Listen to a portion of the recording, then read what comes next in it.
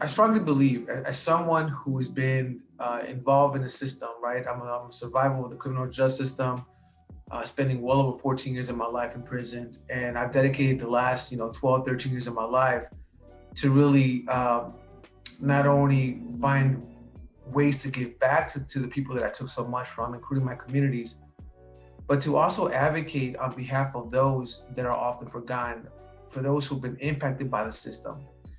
And I could tell you, as someone who runs a large initiative called READI Chicago, which is one of the largest anti-violence programs in the country, that is really dedicated to focusing our resources with those who are at the highest risk of gun involvement, meaning that, out of the 1,500 men that we served already across the city of Chicago, well over 1/3 of them have been victims of gun violence.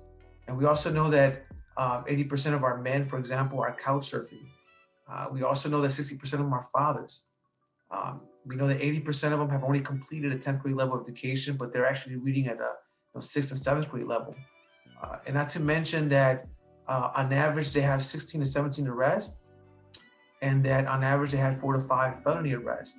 So if you think about all the things that I just mentioned right now, in terms of a snapshot in terms of who READI Chicago is serving, that is a clear indicator that even within the criminal justice system, there are some folks that are far along the road of trying to create a pathway of healing and opportunities. One is, and this is nothing, it shouldn't be a surprise to any of us. One is this issue around race and equity. I think in the last year or so, it definitely has surfaced as one of the biggest issues around criminal justice, around issues with poverty, gun violence, all of them which are connected in one way or another. And so I think it's really important for us to really hone in on it and take advantage of this opportunity that don't often present itself too often.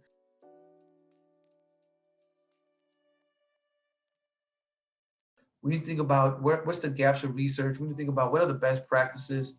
Best practices that ideally haven't even been identified, to be quite honest. Or for those that have at small scale, how do we replicate that as well?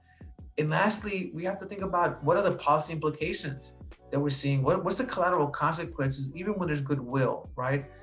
And what I've loved that I'm seeing today more than I've ever seen in my life is that we're beginning to see more and more people who are survivors of these systems, who are now at the table, who are now decision makers, who are now influencing and informing the work needs to be done in order for us to have sustainable change.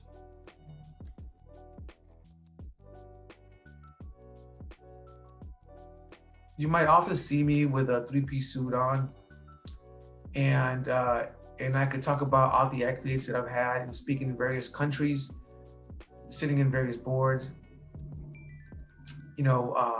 being a father of 7 beautiful children.